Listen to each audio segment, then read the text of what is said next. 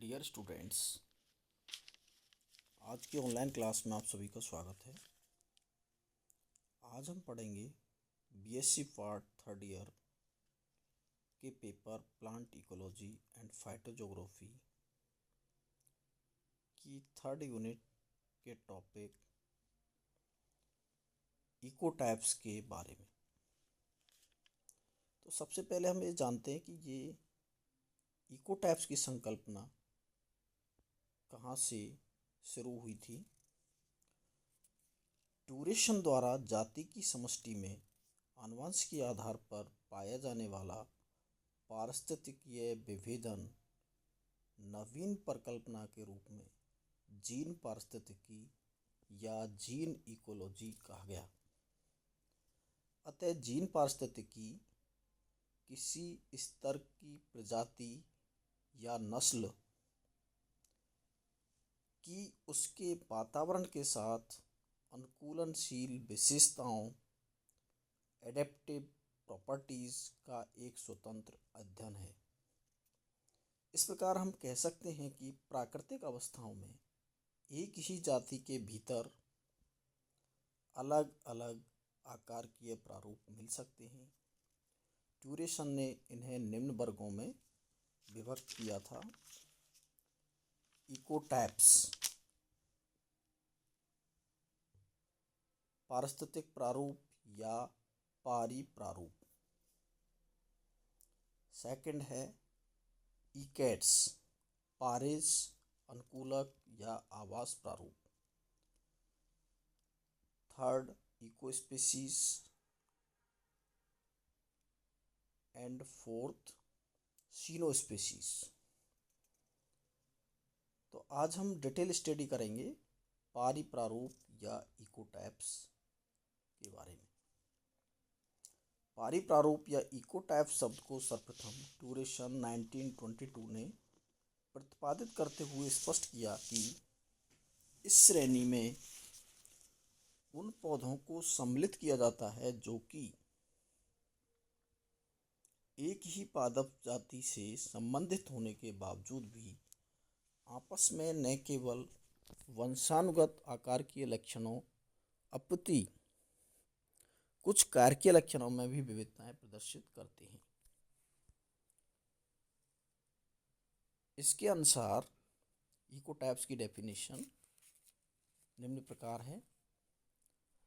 पारिस्थितिक प्रारूप या इकोटाइप किसी पारिस्थितिक जाति की किसी विशेष आवास स्थल के प्रति निरूपित जीन प्रारूपिकी अनुक्रिया का परिणाम होता है। इस प्रकार इकोटाइप्स को परिभाषित करने में दो महत्वपूर्ण तथ्यों को ध्यान में रखना आवश्यक है।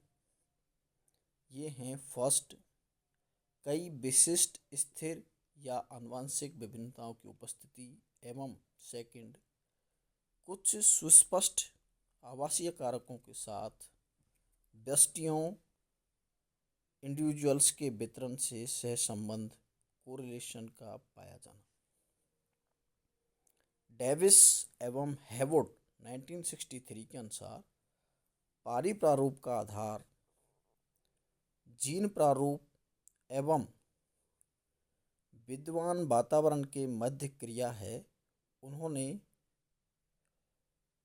परिभाषित करते हुए बताया कि परिप्रारूप अधिक स्वतंत्र रूप में एक संख्यात्मक प्रकृति के अवलक्षणों की समष्टि है जो आकारकीय एवं कारकीय लक्षणों में भिन्नता प्रदर्शित करती है एवं पारिस्थितिक जाति के अन्य प्रारूपों के साथ अंतर्जनन करती है, परंतु पारिस्थितिकीय जैव संहिता के साथ स्वतंत्र जीन विनिमय को रोकती है। परिप्रारूप की अवधारणा को ट्यूरेशन एवं कैक ने सीढ़ी अवधारणा द्वारा निरूपित कर स्पष्ट किया कि इकोटाइप एक जाति की सुस्पष्ट एवं विविक्त इकाई है जो सीढ़ी के प्रत्येक पायदान पर परिवर्तन दर्शाती है तथा जिसमें सीढ़ी का प्रत्येक पायदान एक भिन्न इकोटाइप को इंगित करता है। इकोटैप संकल्पना को पाइनस सिल्वेस्ट्रिस में लैंगलेट 1959 ने अध्ययन कर स्पष्ट किया कि यह एक क्रमिक परिवर्तन है जिसमें दो इकोटैप्स के मध्य कोई निश्चित सीमा स्पष्ट नहीं की जा सकती है। यह परिवर्तन विशेष रूप से हाइब्रिडाइजेशन, म्यूटेशन या क्रोमोसोमल चेंजेस के द्वारा होता रहता है, जिससे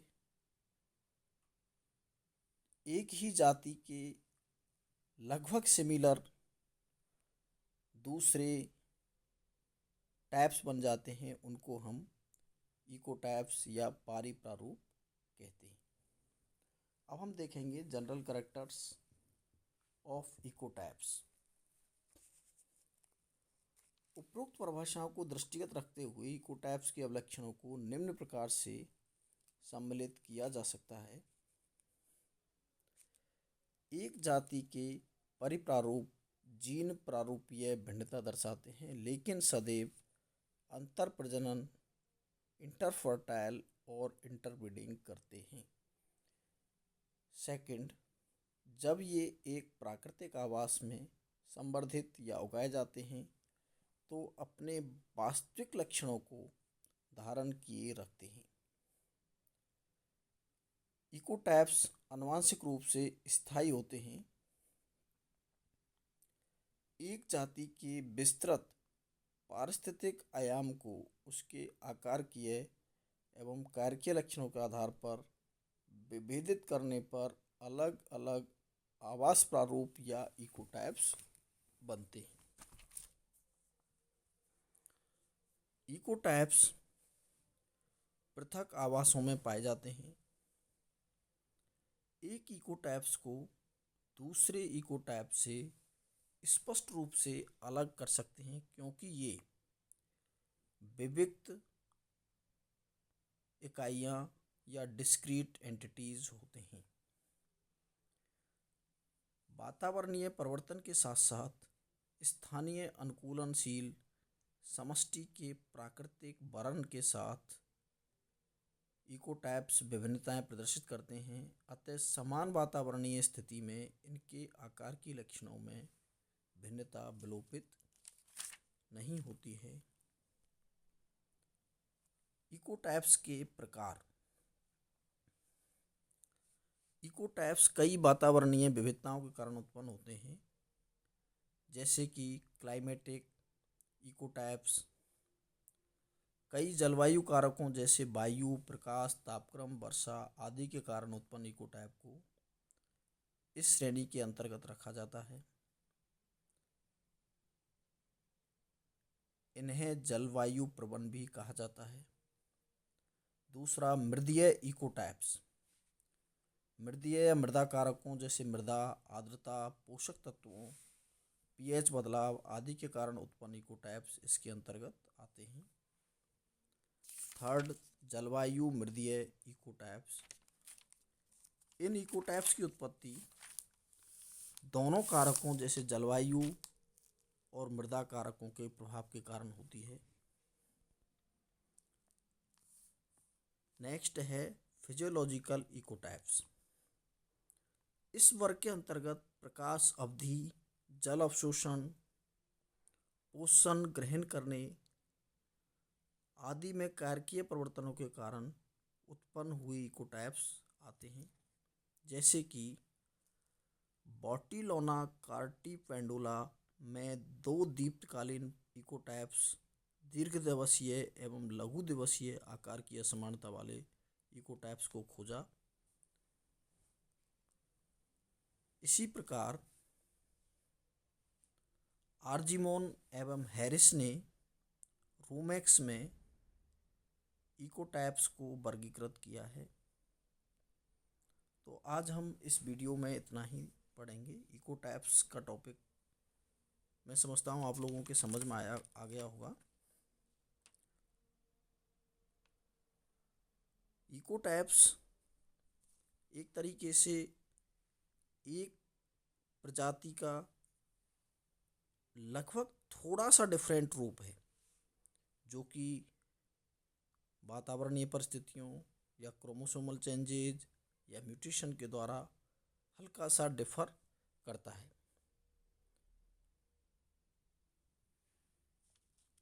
आज हम इस वीडियो में इतना ही पढ़ेंगे। धन्यवाद।